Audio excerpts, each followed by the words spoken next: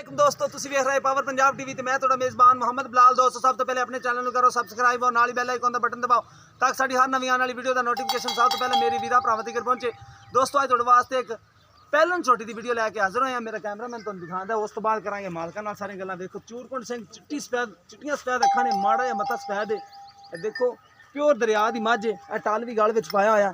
ਇਹ ਚਾਰ ਕੀ ਆਉਂਦੀਆਂ ਨੇ ਤਾਂ ਕਰਕੇ ਥੋੜੀ ਸੋਹਣੀ ਮੱਝ ਹੈ। ਗੋਲ ਪੈਰ देखो, बिल्कुल बरीक हवाना माशाल्लाह, बड़ा प्यारा मोटा थान कड्डी आंदी। बिल्कुल देखो, मोटा थान ते मोटा कड्डी आंदी अलग की।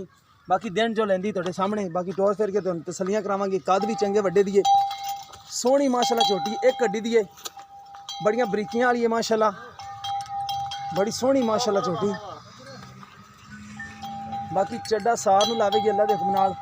सोहना कद है माशाल्लाह, चंगी कद है, लम्मी बूथी, अगों पिछों बरीक है, अगों बरीक है, पिछों चौड़ी है। यह देखो माशाल्लाह, इनकी नस्ल जात बड़ी सोहनी है माशाल्लाह। इन्हां दा माल सारा खड़ा है रखिया इन्होंने। इधर देखो, टों भी भरी हुई है। माल इन्हां दे घर दा माल है। दोबारा भी तसल्लियां करावांगे।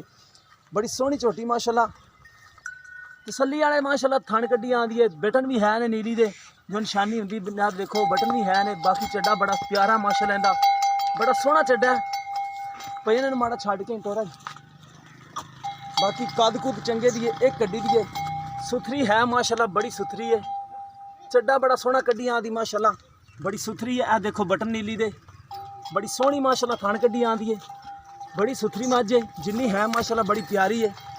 बरीक कड्डी। हाँ, डर गई। बांध देन लिया के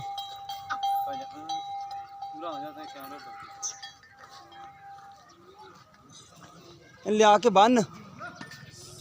उस तो बाद दोबारा इनकी तसल्ली कराने, फिर करने मालकां नाल गल्लां।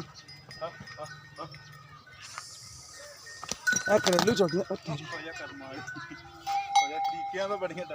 टीके लगते ना, तां बस इत्थे बंद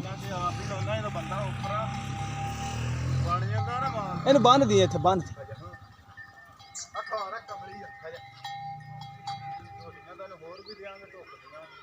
ठीक हो